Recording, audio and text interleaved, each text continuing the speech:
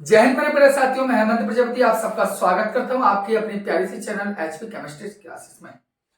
Dear बच्चों, जैसा कि हम बात कर रहे थे, हमने आपसे कहा था कि जो बीएससी के जो एग्जाम चल रहे हैं उन एग्जामों से संबंधित हम फर्स्ट सेमेस्टर, जो बीएससी का फर्स्ट सेमेस्टर है, उस फर्स्ट सेमेस्टर से रिलेटिव जो भी इंपॉर्टेंट क्वेश्चन होंगे, हमने आपसे कहा था कि हम आपको बीएससी फर्स्ट सेमेस्टर को पास कराएंगे और पास के साथ साथ अच्छे मार्क्स भी आपको दिलवाएंगे। तो आज उसी के संबंध में हम आपसे बात करने आए हैं।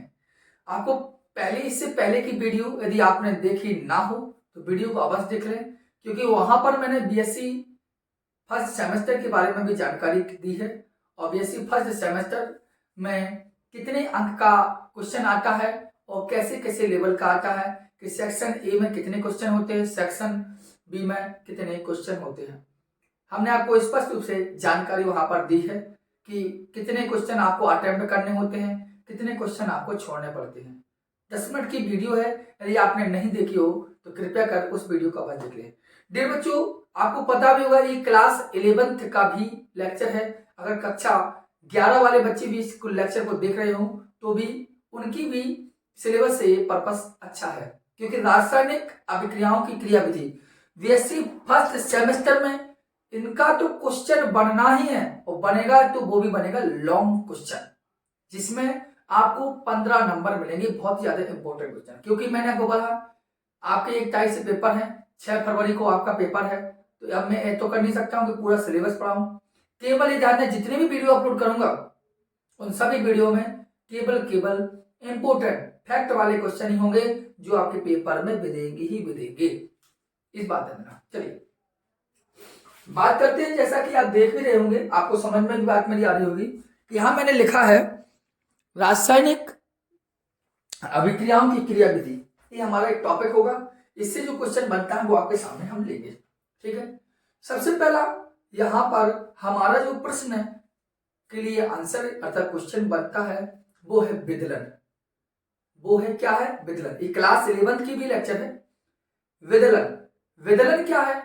विदलन को इंग्लिश वर्ड में बोलते हैं फिजन, और नॉर्मल भाषा में कहें तो टूटना, और भाषा में कहें तो विखंडन, अलग अलग हो जाना, विदलन कहलाता है। क्योंकि इस बात को अभी जगह जहां यहां बची है, यहां बची है, हमें समझाने के लिए रखी है, आपको बढ़िया समझ में आएगा। थ्योरी मैंने इसलिए लिखी है क्योंकि आपका एग्जाम है, तो आप कम से कम कुछ तो नोट कर लें, क्योंकि हमें इंपॉर्टेंट चीज ही पढ़ानी है।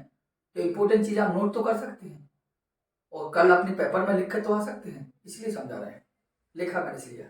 चलिए बात है विदलन। विदलन बोले तो टूटना, टूटना बोले तो विखंडन, अलग होना। विदलन है क्या? तो विदलन ऐसा मान लीजिए कोई भी, अब यहां पर केमिस्ट्री में विदलन देखना है, केमिस्ट्री में विदलन देखना है तो केमिस्ट्री की भाषा के अकॉर्डिंग चले, तो केमिस्ट्री की भाषा के अकॉर्डिंग चले। या नॉर्मल विदलन या विखंडन, टूटना हर व्यक्ति बच्चा जानता है क्या होता है टूटना, क्या होता है विदलन, क्या होता है विखंडन। अब लेकिन केमिस्ट्री भाषा में विदलन को क्या कहते हैं, तो कॉमन सी बात जानिए, थोड़ी सी भाषा। जैसे कि आप जानते हैं Cl2 लिखा, क्या लिखा? Cl2, जिसे हम बोलते हैं क्लोरीन। अब क्लोरीन कैसे बना होगा आपको पता है, 2 Cl के अणुओं से जुड़ा हुआ होगा इस प्रकार। यदि आपसे कहें CH4, ये किससे बना होगा? कार्बन और 4 हाइड्रोजन इसके साथ अटैच्ड होंगे इस प्रकार। तो क्या है, ये आपस में जुड़े हैं, ये आपस में जुड़े हैं और इन्हीं के मध्य यही टूट जाए, अर्थात यह दोनों के दोनों अलग हो जाए, अर्थात ये अलग हो जाए और ये अलग हो जाए, अर्थात ये वाला बॉन्ड ब्रेक हो जाए, तो इसे बोलता है विदलन। अर्थात ये दोनों अलग हो जाए, या ये दोनों अलग हो जाए, या ये दोनों अलग है, ये अलग, मतलब इस सभी के सभी क्या हो जाए, अलग, टूट जाए, तो इसे बोलते हैं विदलन। अब ये टूटते कैसे हैं और ये ऐसे कैसे टूट रहे हैं उसको थोड़ी जानना है हमें। विदलन का मतलब है कि आपने देखा क्या है कि एक Cl2 का अणु है और Cl2 का अणु एक Cl और एक Cl से मिलकर आपस में बंधा हुआ है इस प्रकार। ठीक, तो क्लोरीन का अणु इस प्रकार बंधा है, तो यहां पर जो बॉन्ड बंधा है वो एकल बंध है। वो बॉन्ड कौन सा है? एकल बंध। आपका एकल बंध हो या द्विबंध हो या त्रिबंध हो, ये सभी के सभी आपके सहसंयोजक बंध कहलाते हैं, कोवैलेंट बॉन्ड सहसंयोजक बंध कहलाते हैं। और सहसंयोजक बंधों के टूटने की प्रक्रिया ही बंधों का विदलन कहलाता है। अर्थात Cl2 आपका अभी दोनों आपस टूटे, अर्थात एक इलेक्ट्रॉन आपका यहाँ होगा, एक इलेक्ट्रॉन यहाँ होगा, तभी तो एक बॉन्ड बना होगा। इतना तो क्लास 11 और 12 तक सीखते आते हैं। क्लोरीन का एक अणु होगा, इस क्लोरीन का एक अणु होगा, दोनों ने बॉन्ड बनाया, आपस में जुड़ चुके हैं। अब ये क्या होगा, ये अपना इलेक्ट्रॉन लेके भाग जाएगा और ये अपना इलेक्ट्रॉन लेके भाग जाएगा, तो आगे क्या होगा, Cl पे एक इलेक्ट्रॉन आ गया और Cl पर भी एक इलेक्ट्रॉन टूट गया, हो गया ना बंध का विदलन। अर्थात क्या टूटा, एकल बंध। एकल बंध क्या था, सहसंयोजक बंध। अर्थात सहसंयोजक बंध क्या हुआ, टूटा। इसलिए क्या कह सकते हैं, सहसंयोजक बंध का विदलन। बात समझ में आई मेरी। अर्थात बंधों की विदलन की जो परिभाषा में मैंने ऊपर लिखी यही है कि जो कार्बनिक यौगिक है, जो जितना भी कार्बनिक यौगिक जैसे मैथेन है, एथेन है, एथिल अल्कोहल है, ऐसे सभी फिनॉल है, ये सभी कार्बनिक यौगिक है। तो कार्बनिक यौगिक में जो परमाणु है, अर्थात आपका कार्बनिक यौगिक CH4 था, आपका कार्बनिक यौगिक क्या था, CH4 था, तो ये कार्बनिक यौगिक। तो कार्बनिक यौगिक में जो परमाणु है, जैसे कार्बनिक का CH4, इसमें परमाणु क्या है, कार्बन है और हाइड्रोजन है। वे परमाणु परस्पर सहसंयोजक बंध द्वारा जुड़ी होती है। आपको पता है कार्बनिक यौगिक क्या है, CH4, और कार्बनिक यौगिक CH4 में योग कार्बन है, हाइड्रोजन है। यह परमाणु आपस में सहसंयोजक बंध के द्वारा जुड़े हुए हैं। जब सहसंयोजक बंध के द्वारा जुड़े, कैसे पता, आप अच्छे से जानते हैं कार्बन की 4 वैलेंसी होती है और चारों पर हाइड्रोजन परमाणु इस प्रकार जुड़ा हुआ होता है, इसे मैथेन बोलते हैं। तो कार्बनिक में जो परमाणु है ये सहसंयोजक बंध के द्वारा जुड़े होते हैं। और जब कार्बनिक अभिक्रिया होती है तब अभिकारक अणु से उत्पाद के अणु जब बनते हैं तो सहसंयोजक बंध टूटते हैं और तथा नए बंध बनते हैं। मतलब कभी, जैसे कि आप ये ध्यान दीजिए, ये ध्यान दीजिए, जैसे ये लिखा CH4 या लिखते C2H4, ठीक, और हमने इसमें कराई H2 से क्रिया, तो होगा क्या, C2H6। तो भाई ये CH4 की संरचना क्या होती है, ये C और C डबल बॉन्ड और इधर भी H और CH4 है ना, C2H4, तो भैया इधर H, इधर भी H, इधर भी H। अब आप देखिए जब ये हाइड्रोजन इस पर आएगा तो यहाँ का जो सहसंयोजक बंध है इसको तोड़ेगा, तो तोड़ेगा तो 3 हो जाएगा। और देखो पुराने बंध टूटे और नए बंध तैयार होके आते हैं, इसलिए कि बोलते हैं सहसंयोजक बंध का विदलन की यदि बात करें तो होता क्या है, मैंने यही लिखा है यहाँ पर कि जो कार्बनिक अभिक्रिया है उसके अभिकारक अणु से जो उत्पाद के अणु बनते हैं उस समय सहसंयोजक बंध टूटते हैं तथा नए बंध बनते हैं। और बंधों के टूटने की प्रक्रिया ही बंधों का विदलन अर्थात फिजन कहलाता है।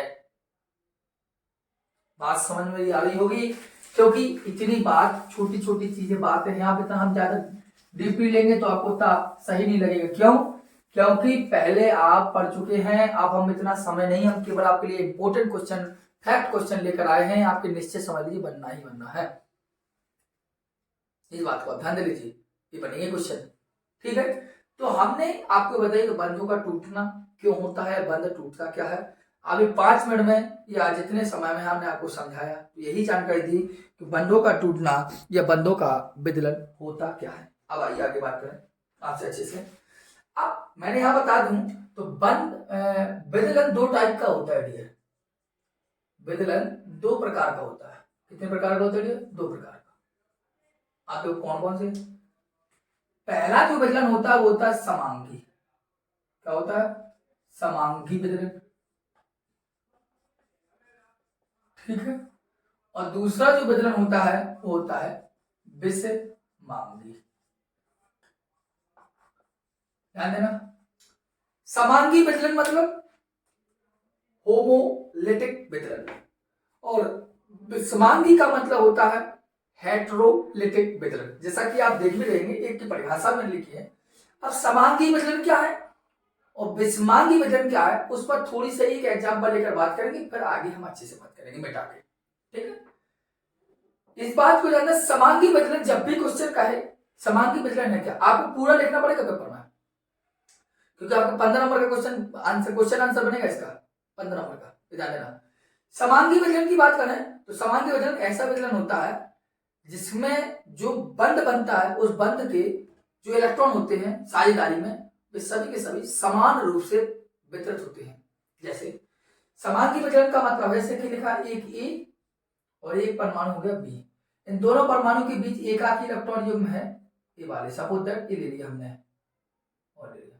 अब जी क्या करेंगे, आपस में एक बॉन्ड बनाएंगे, इस प्रकार बनाएंगे।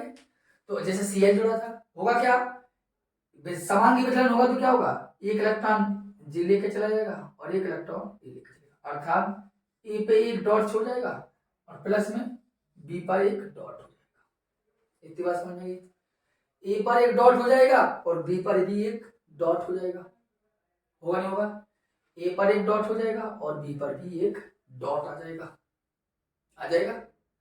तो इसे ए मतलब क्या हुआ, दो इलेक्ट्रॉन थे, एक ये था और एक था, तभी तो एक बॉन्ड बन रहा था। अब अगर समांगी वितरण क्या हुआ, जो इलेक्ट्रॉन साझेदारी में भाग ले रहे हैं, जो इलेक्ट्रॉन आपस में बॉन्ड बना रहे हैं, वे इलेक्ट्रॉन आपस में डिवाइड हो गए और वो भी समान मात्रा में, एक एक दो इलेक्ट्रॉन थे तो दोनों एक एक लेकर चले गए, इसे बोलते हैं समांगी वितरण। अर्थात परिभाषा लिखी कि वह वितरण जिसमें सहसंयोजक यौगिक जैसे एक एकाकी इलेक्ट्रॉन बी का प्रत्येक परमाणु चाहे ए हो चाहे बी हो, ए या बी, साझे के इलेक्ट्रॉन युग्म में एक एक इलेक्ट्रॉन लेकर पृथक हो जाता है। जो साझे के इलेक्ट्रॉन है मतलब जो साझेदारी में भाग ले रहे वे इलेक्ट्रॉन को एक एक इलेक्ट्रॉन लेकर आपस में पृथक हो जाते हैं, इसे बोलते हैं समांगी वितरण। अर्थात समान रूप से आपस में वितरित होते हैं, इसे बोलते हैं समांगी वितरण। समस्या है। अब एग्जाम्पल हम अच्छे से ले रहे हैं, काफी संख्या में ले रहे हैं, जो यहाँ पर फाइल पर होगी। इसको आप लिखना चाहे तो लिख लीजिए, फिर आपको एग्जाम ले, क्योंकि हम मिटाना पड़ेगा हमें, ठीक है। आइए आप वीडियो को पॉज करके लिख ले अच्छे से, कोई दिक्कत की समस्या की बात नहीं है। आप देखिए, क्योंकि समांगी वितरण क्या है और विषमांगी वितरण क्या है, ये पूरा 15 नंबर में आपका क्वेश्चन बनता है, इसलिए मैं इनको 15 नंबर आज तैयार करवाना चाहता हूं आपको, ठीक है। ये समांगी वितरण क्या है, विषमांगी वितरण है क्या है, आपको समझ में आ चुकी होगी। अब अच्छे से एग्जाम्पल हम देखेंगे, ठीक है। इसको लिख सीखा होगा आपने अच्छे से। चलिए एग्जाम्पल समझाते हैं आपको समांगी वितरण के। किसकी बात कर रहे थे हम, समांगी वितरण की।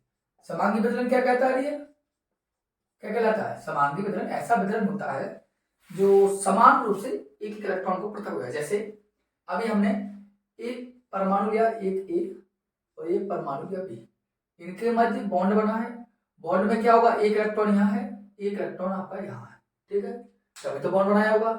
अब क्या होगा, समांगी वितरण यदि होगा तो क्या होगा, एक इलेक्ट्रॉन ए लेगा और एक इलेक्ट्रॉन ए लेगा, तो क्या होगा, एक ए पर भी एक आ जाएगा बॉन्ड और बी पर आ जाएगा, जिसे हम बोलते हैं ए डॉट और बी डॉट। इन्हीं जब डॉट चढ़ जाता है तो उसको बोलते हैं मुक्त मूलक, उन्हें क्या बोलते हैं, मुक्त मूलक, फ्री रेडिकल, मुक्त मूलक। आगे जैसे एग्जांपल है मैथेन का, जैसे कार्बन और यहाँ पर 4 बॉन्ड होते हैं उसके, H और H, ये क्या है आपका मैथेन है, क्या है आपका मैथेन। अब ध्यान देना, अब आपको हमने कहा है समांगी वितरण करेगा, समांगी वितरण करेगा कैसे होगा, देखो आपको पता है एक इलेक्ट्रॉन यहाँ होगा, एक इलेक्ट्रॉन यहाँ होगा, तब ऐसे एक इलेक्ट्रॉन यहाँ होगा, एक इलेक्ट्रॉन यहाँ होगा, एक इलेक्ट्रॉन यहाँ होगा, एक इलेक्ट्रॉन यहाँ होगा, ऐसे एक इलेक्ट्रॉन यहाँ होगा, एक इलेक्ट्रॉन, तो बॉन्ड रहा है। जब दो इलेक्ट्रॉन आपस में मिलेंगे, साझेदारी में भाग लेंगे, तो क्या हो जाएगा, आपस में बॉन्ड बनेगा, ठीक है। इसमें क्या होगा, अगर समांगी वितरण होगा तो एक इलेक्ट्रॉन इस पर आ जाएगा और एक इलेक्ट्रॉन इस पर जाएगा, तो क्या होगा, सी पर एक इलेक्ट्रॉन आ गया, बाकी चलिए इस प्रकार डॉट, और H पर क्या होगा, एक डॉट, ठीक। अब C क्या है, CH मतलब CH3 डॉट, मतलब इसे बोलेंगे मैथिल मुक्त मूलक। जितना अच्छा लिखोगे आपने पेपर में उतने अच्छे नंबर मिलेंगे आपको। मैथिल मुक्त मूलक, वो हाइड्रोजन मुक्त मूलक हो गया, हो गया। तो देखिए जैसे हमने लिखा एथेन का, सुनिए CH3 और इसलिए CH3 ये कर दिया, और आपको पता है CH3 CH2 छोड़िए, अब ऐसा लिख सकते हैं CH3C, तो देखो एक H, ये तो आपकी एथेन कहलाएगी, देखो C2 3 4 5 6, C2H6 हो गया। अगर इसमें वितरण होगा तो क्या होगा, एक इलेक्ट्रॉन लेके चला जाएगा, तो एक इलेक्ट्रॉन आपको लेके जाएगा, ठीक है। आठ 3 लगती है इसमें, तो क्या होगा, H पर एक मुक्त लगा जाएगा, और क्या हो जाएगा, CH3 है और C और H2 लिख दो, चढ़ा दो मुक्त मूला, कोई दिक्कत थोड़ी है CH2। इसे बोलेंगे एथिल मुक्त मूला। समस्या हो तो कमेंट बॉक्स में कमेंट कर दे आप, नेक्स्ट लेक्चर तो आपको कंप्लीट कर देंगे, अच्छा से कर देंगे, ठीक है। इसे बोलेंगे एथिल मुक्त मूला। क्या बोलेंगे सर? एथिल। बात समझ में आई दोनों? मतलब कहने का मतलब है समान रूप से इनमें क्या होता है, विदलन होता है, समान रूप से ही प्रतिभा करते हैं। ऐसे ही आप 3 एग्जाम्पल देकर लिखेंगे, 3 क्या, आपको जितना अच्छा लगे और अच्छा बना के रखने प्रकार, ठीक है। अब आपका क्वेश्चन, आपको नीचे क्या लिखना है, जो लिखने का तरीका आपको पूरा पेपर कंप्लीट करना पढ़ना है। अगर कुछ आप लिखेंगे जो समांगी विदलन है, जो आपका समांगी विदलन है, ये समांगी विदलन सूर्य के प्रकाश, ऊष्मा, ऊर्जा व पराक्साइड या पराक्साइडों की उपस्थिति में होता है। इस बात में अर्थात इस अगर क्वेश्चन के हमें कैसे पता चलेगा सर कि समांगी विदलन होना है कि विषमांगी विदलन होना है, तो आपको केवल ध्यान देना है कि समांगी विदलन जो होता है वो सूर्य के प्रकाश, ऊष्मा हुआ या ऊर्जा हो रही या पराक्साइड, इनकी उपस्थिति होगी, इनमें से किसी की भी, तो आप समझ जाइए, क्या समझ जाइए कि समांगी विदलन होना। अर्थात ये विदलन हुआ समांगी कब, जब यहाँ पर सूर्य का प्रकाश या पराक्साइड उपस्थिति है, ये हुआ तब भी ऐसा ही हुआ, तब भी HP हुआ, सभी के सभी। अगर कोई बच्चा पूछे कि मुक्त मूलक क्या है, मुक्त मूलक क्या है, एक प्रकार के अयुग्मित इलेक्ट्रॉन। मुक्त मूलक क्या है, एक प्रकार के अयुग्मित इलेक्ट्रॉन। कभी क्वेश्चन पूछे मुक्त मूलक क्या है, तो एक प्रकार के कह सकते हैं मुक्त मूलक, एक प्रकार क्या है, अयुग्मित इलेक्ट्रॉन है। क्या है एक प्रकार के अयुग्मित, मतलब मुक्त मूलक की परिभाषा कहती है कि वे उदासीन परमाणु या परमाणुओं का समूह जिसके पास एक या मतलब जिसके पास एक अयुग्मित इलेक्ट्रॉन होता है, उन्हें हम मुक्त मूलक कहते हैं। ऐसे विद्युत उदासीन परमाणु या परमाणुओं का समूह जिनके पास एक या जिनके पास एक अयुग्मित इलेक्ट्रॉन होता है, उसे हम मुक्त मूलक कहते हैं। बात समझ में आ रही, मेरी बात समझ आ रही? कंप्लीट पोर्शन होना ही चाहिए, इस बात का देना। तो समांगी विदलन क्या है, इसे हम क्या कहते हैं, इस बात को आपने समझा। अगर समझ लिया हो तो चलिए हम बात करते हैं विषमांगी विदलन पर, जिससे आपका 15 नंबर का क्वेश्चन कंप्लीट हो जाए, ठीक है। इसको नोट कर लीजिए, तब तक मैं देखता हूं वीडियो साफ है कि सही है। चलिए आगे चलें, अच्छे से चलें। अब विषमांगी विदलन है, तो विषमांगी विदलन जस्ट इसका उल्टा होगा। चलिए बच्चों, अब हम आपके लिए अगली परिभाषा को समझा दें, इससे आपको कंप्लीट हो गया। देखिए अब समांगी विदलन हो कंप्लीट। अब चलिए विषमांगी विदलन, क्वेश्चन आपसे पूछ लिया जाए कि विषमांगी विदलन क्या है, आपका 15 नंबर का क्वेश्चन 30 मिनट की वीडियो में कंप्लीट हो रहा है बच्चों। 30 मिनट की वीडियो होगी, इससे ज्यादा नहीं होगी, क्योंकि लास्ट पोर्शन हो बचा है, 15 नंबर का क्वेश्चन आपका क्लियर हो गया। अगर 15 नंबर नहीं आया तो ये समझ लीजिए 5 नंबर का तो निश्चित समझ लीजिए, क्योंकि आपके 15 और 5 का आता है। और क्लास 11 वाला कोई बच्चा देख रहा हो तो परेशान ना हो, आपके भी सिलेबस में ही क्वेश्चन है, आप किताब को पलटा कर देख लीजिए, आपको मिल जाएगा, ठीक है। आपकी क्लास में पढ़ाया है, मैंने ही पढ़ाया होगा। विषमांगी विदलन की बात करें तो विषमांगी विदलन परिभाषा लिखता हूं कि वह विदलन जिसमें यौगिक एकाकी इलेक्ट्रॉन बी, वह विदलन जिसमें यौगिक एकाकी इलेक्ट्रॉन बी में से साझे का इलेक्ट्रॉन युग्म, साझे का इलेक्ट्रॉन युग्म कोई एक परमाणु लेकर पृथक हो जाता है, इस बात को ध्यान रखो। वैसा विदलन कहलाता है हमारा विषमांगी। मतलब विषमांगी विदलन मतलब होता है समांगी वितरण था कि साझे का जो इलेक्ट्रॉन है वो समान रूप से वितरित होगा एक दूसरे के पास। एग्जाम्पल बताया आपको, जिसमें मुक्त मूलक बनते थे, इसमें मुक्त मूलक में इसमें एक कार्बो धनायन, ये कार्बो ऋणायन, इधर है। अब अगर बात करें तो विषमांगी वितरण का मतलब होता है जो एकाकी इलेक्ट्रॉन युग्म है या जो साझेदारी में जो इलेक्ट्रॉन भाग ले रहे हैं, उन साझेदारी में भाग लेने इलेक्ट्रॉनों को कोई एक परमाणु लेकर चला जाएगा। अब ऐसा क्यों होता है या ऐसा क्यों हो रहा है? अब लेकर कौन जाएगा? जैसे कि सपोज दैट हमने कहा, एग्जांपल लिखा, एकाकी इलेक्ट्रॉन बी ऐसा लिख दिया, जी आपका पॉइंट ठीक। अब हमें कैसे पता चलेगा कि ए लेकर जाएगा इसको कि बी लेकर जाएगा?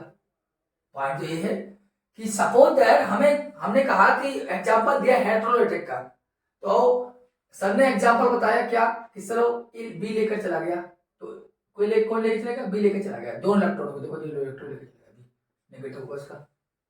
अब ए पे कुछ नहीं हुआ, ए पे पॉजिटिव गया, तो हमें कैसे पता चलेगा? बी ही लेकर इलेक्ट्रॉनों को जाएगा। अब इसको छोड़िए, अब हम तुमको सही से समझाते हैं। देखिए, ए एकाकी इलेक्ट्रॉन बी है। अब देखना, साझे के इलेक्ट्रॉन युग्म को केवल वही लेके जाता है जो अधिक विद्युत ऋणी होता है। अधिक विद्युत ऋणी तत्व साझे के इलेक्ट्रॉनों को अपनी तरफ खींच लेगा, अपनी तरफ क्या करेगा? खींच लेगा, समझे? अर्थात अगर सपोज दैट बी अधिक विद्युत ऋणी है, बी सपोज दैट कॉमन सी बात कर रहे हैं, यदि बी अधिक विद्युत ऋणी है तो बी क्या करेगा? दोनों इलेक्ट्रॉनों को अपनी तरफ ले जाएगा। अगर ले जाएगा तो क्या होगा? एक तो बी का खुद था तो बी का अपना तो लेकर जाएगा ही, और एक ए का था तो एक वो भी लेकर, दोनों लेकर जाएगा। लेकिन बी पर चढ़ेगा क्या? एक माइनस चढ़ेगा। क्यों? क्योंकि उसने तो एक ही इलेक्ट्रॉन लिया, एक तो खुद का ही था उसका, तो एक माइनस, तो ए पे क्या होगा? ए पर एक पॉजिटिव होगा। इस प्रकार होगा, ए ने दिया है अपना, इस पॉजिटिव होगा। अगर सपोज दैट बी नहीं है अधिक विद्युत ऋणी, अगर बी अधिक विद्युत ऋणी, सपोज दैट ए है अधिक विद्युत ऋणी, तो क्या होगा? ए लेकर चला जाएगा, ए दोनों इलेक्ट्रॉनों को लेकर जाएगा, और ए पर माइनस है और बी पे क्या हो जाएगा? पॉजिटिव। ये ध्यान देना, मतलब सीधी सीधी बात है कि इसका मतलब यह है, ऊपर वाला जो कंडीशन हो रही है इसका मतलब है बी की जो इलेक्ट्रोनेगेटिविटी है, ऐसा नहीं बैन हो गया, तो इस वाली जो आपका बी परमाणु अधिक विद्युत ऋणी है, विद्युत ऋणी है, इसका मतलब ये है। और नीचे वाले में क्या होगा? इसका मतलब है कि ए परमाणु जस्ट उल्टा अधिक विद्युत ऋणी है, इसका मतलब हुआ। अगर ए ले जा रहा है तो इसका मतलब ए अधिक विद्युत ऋणी है, अगर बी ले जा रहा है तो इसका मतलब बी अधिक, क्योंकि साझे के दोनों इलेक्ट्रॉन किसी एक परत पर चले जाएंगे, इसे बोलते हैं विषमांगी वितरण। कहां? समान रूप से बटे इलेक्ट्रॉन, तो समान रूप से इलेक्ट्रॉन नहीं बटे, इसका मतलब विषमांगी हुआ, समांगी नहीं हो सकता है, विषमांगी हो रहा है। दूसरी बात, ए विषमांगी है, बी विषमांग, मतलब एक विषमांगी परमाणु है। ये एग्जांपल क्या? विषमांगी, बस सारे दोनों टर्म। जैसे एग्जांपल के साथ समझा दिया, जैसे को ये लिखा सी एच एच और एच, और लगा दिया हमने Cl। और हर बच्चा जानता है डियर कि Cl क्या है, अधिक विद्युत ऋणी है कि कम विद्युत ऋणी है, सब जानते हैं। क्लोरीन की इलेक्ट्रोनेगेटिविटी अधिक होती है, किसकी अपेक्षा देखें? Cl किस साथ जुड़ा है? कार्बन के साथ, तो कार्बन के इलेक्ट्रॉन को लेकर भाग जाएगा Cl। आपको सही तो कार्बन ही गायब कर दिया, लो लिख दिया मैंने। Cl क्या करेगा? कार्बन के इलेक्ट्रॉन को लेकर भाग जाता है, कौन? Cl। क्यों भाग जाता है? इसलिए भाग जाता है क्योंकि क्लोरीन अर्थात Cl की इलेक्ट्रोनेगेटिविटी विद्युत ऋणात्मकता अधिक है। किससे अपेक्षा? कार्बन से, क्योंकि कार्बन जुड़ा, तो क्या होगा? दोनों इलेक्ट्रॉन लेकर कौन जाएगा? Cl, और क्या हो जाएगा? Cl माइनस हो जाएगा और दोनों इलेक्ट्रॉन इधर आ गए, और क्या होगा? प्लस C, इधर एक H लगा रहेगा, इधर H लगेगा। अब लिया किसका है? इस कार्बन का, तो कार्बन ने दिया हुआ ना, तो पॉजिटिव हो जाएगा कार्बन पर। अब देखो CHHH मतलब CH3 बोलो तो मैथिल, कार्बन पर क्या होगा? पॉजिटिव, लिख देंगे कार्ब और लिख देंगे धनायन, कर देंगे कार्बन पर धनायन, तो ये आपकी मैथिल कार्ब धनायन। और ये क्लोराइड ऋणायन, क्लोराइड ऋणायन मैथिल करते हैं। बात समझ नहीं समझ में? दोबारा सुन लीजिए अच्छे से। देखो एक एग्जांपल है, देखो इधर सपोज दैट एथिल ब्रोमाइड का एग्जांपल ले रहा हूं, ठीक है? एथिल ब्रोमाइड क्लियर है? ये भी एक सी, एच एच एच, और इधर भी एच और इधर भी एच, और इधर लगा दिया B are, CH3 CH2 Br, इसे बोलेंगे एथिल ब्रोमाइड। क्या बोलते हैं इसे हम? Ethyl bromide. लास्ट एग्जांपल समझा रहा हूं इसका, ये दोनों एग्जांपल आपके लिखना है, आपको कंप्लीट हो जाएगा आपका, परेशान ना हो। अब एथिल ब्रोमाइड क्या है? एथिल ब्रोमाइड कहां जुड़ा? इससे जुड़ा, इससे जुड़ा इसी से। तो C और Br में से कौन इलेक्ट्रॉनिक, किसकी इलेक्ट्रोनेगेटिविटी है? देखें Br के अंदर, Br का इलेक्ट्रॉन को लेकर चला जाएगा, अर्थात Br जी लेकर चला गया, और दोनों इलेक्ट्रॉन लेकर चला जाएगा, एक तो खुद का ही है और एक सी का ले जाता है। ठीक है, इस पर क्या प्लस में सी, और क्या हो गया आपका इस पूरे का ट्रेड है CH3, CH3 single bond CH2, क्या हो जाएगा? Br ले गया, माइनस से तक क्या होगा? पॉजिटिव। इसे बोलेंगे एथिल, और कार्बन पॉजिटिव तो कार्ब धनायन। बात समझ में आ रही? जिसे बोलते हैं एथिल कार्ब धनायन। क्या बोलते हैं? Ethyl carb. कहने का मतलब है आपको समझ में आना चाहिए, आपने देखा कि अगर समांगी विचलन करते हैं तो समान रूप से आपस में वितरित हो जाते हैं। विषमांगी विचलन क्या होता है? समान रूप से वितरण होकर कोई जो अधिक विद्युतीय तत्व है वो है कम विद्युतीय तत्व के इलेक्ट्रॉनों को लेकर चला जाता है, मतलब अधिक विद्युतीय तत्व और कम विद्युतीय तत्व का, समझ गए? तो समांगी विचलन और विषमांगी विचलन क्या है वो आपको मैंने इस पर समझाया। बताइए कोई समस्या हो रही है आपके? ये समझ लीजिए इतना पॉइंट आपका, एक समझ लीजिए 15 नंबर आपको कंप्लीट करके दे रहा है सर, ये 15 नंबर आपको कंप्लीट करके दिया जा रहा है। आपको बिल्कुल भी ना तो घबराना है। मैंने कहा कि अगर मेरा सही पोजीशन चलती रही तो मैं आपको सभी लेक्चर, समझ लीजिए केमिस्ट्री आपकी यहीं पर वीडियो में कंप्लीट करके दे दूंगा, मतलब एक फर्स्ट सेमेस्टर आपका कंप्लीट करके आपको मिलेगा। ये ध्यान देना, आप वीडियो को जितना हो सके उतना शेयर करें, जैसे थोड़ा सा हमारा भी फायदा, थोड़ा सा आपका फायदा, आपका कभी फायदा ही फायदा है थोड़ा, ठीक है? क्योंकि आप जब हेल्प करोगे तभी तो मैं आगे बढ़ूंगा, है ना? तो ये इनको लिख लिया होगा, अगर नहीं लिखो तो वीडियो को पॉज करके लिख लिया करो, जैसे मसाल कह ना पाए तो उसकी पहले लिख लिया करो, ठीक है? आइए देखो, मैं आपको इसकी पहले जो वीडियो थी उसमें आपको बताया, ये देखो आपका जो विदलन का क्वेश्चन बनता है मैंने पूरा कंप्लीट कर दिया, परेशान नहीं होंगे आप, ये 15 नंबर कंप्लीट हो गया आपका, इतना ही लिखना है 15 नंबर। एग्जाम्पल आप जितना जैसा उतना लिख दीजिए, आपको दो पेज वैसे भर जाएंगे, नहीं भरेंगे? नहीं भरेंगे तो बता दीजिए, मैं आपको कमेंट बॉक्स में कमेंट जरूर कर देना, अगला देख लूंगा, ठीक है? करना अवश्य, जिससे हमें ही फीडबैक मिले, और नए हो चैनल पर तो सब्सक्राइब भी कर दे और लाइक अवश्य कर दे, ठीक है? देखो हम आपको बताया था, सुबह मॉर्निंग बताया था कि आपका जो पेपर होता है वो सेक्शन 2 में आता है। BSc फर्स्ट ईयर की बात कर रहा हूं मैं, फर्स्ट ईयर की बात हुई, फर्स्ट ईयर मतलब फर्स्ट सेमेस्टर की, अब कहाँ थोड़ा, अब तो सेमेस्टर वाइज हो चुका है, ठीक है? सेक्शन ए में हमने आपको बताया था 10 क्वेश्चन आते हैं, 10 क्वेश्चन में आपको 6 क्वेश्चन अटेम्प्ट करने होते हैं, और प्रत्येक क्वेश्चन 5 मार्क्स का होता है, तो टोटल आपके 30 नंबर बनते हैं, ये आपको बताया था। और सेक्शन बी में आपके जो क्वेश्चन आते हैं वो आपके 5 आते हैं, 5 में से आपको 3 अटेम्प्ट करने होते हैं, 3 आपको करने ही करने हैं, और तीनों में से प्रत्येक क्वेश्चन 15 मार्क्स का होता है, तो टोटल आपके 45 नंबर होता है, 45 टोटल मार्क्स जो आपके होते हैं वो 75 का हो जाता है। इस बात को मैं समझते हैं। और जब सेकंड सेमेस्टर आपका होगा वो पूरा का पूरा ऑब्जेक्टिव क्वेश्चन का होगा डियर, इस बात पर। तो सेक्शन ए और सेक्शन बी को मैंने, अगर वीडियो पहले ना देखी हो तो वीडियो पहले देख रही है बस, क्योंकि उसमें मैंने बहुत सी चीजें आपको समझाई हैं जिससे आपको घबराहट ना हो, ना कोई टेंशन हो, जहां तक वीडियो हो सके वहां तक आप वीडियो को आप समझ सके। ये सब चीजें आपकी हैं, आपको पढ़ना है। आज एक 15 नंबर क्वेश्चन मैंने सॉल्व किया, अभी थोड़ा आज कंप्लीट मतलब कुछ व्यवस्थाएं बिगड़ी थी इसलिए, लेकिन नेक्स्ट टाइम से एक ही लेक्चर जो देंगे, देखो आपका ज्यादा समय नहीं लिया मैंने, आध घंटा की वीडियो हुई 30 मिनट की, 30 मिनट में 15 नंबर क्वेश्चन कंप्लीट हो गया। आप जब भी आएंगे तो कुछ ज्यादा लेके आएंगे और आपके साथ बच्चे में, ठीक है? जय हिंद।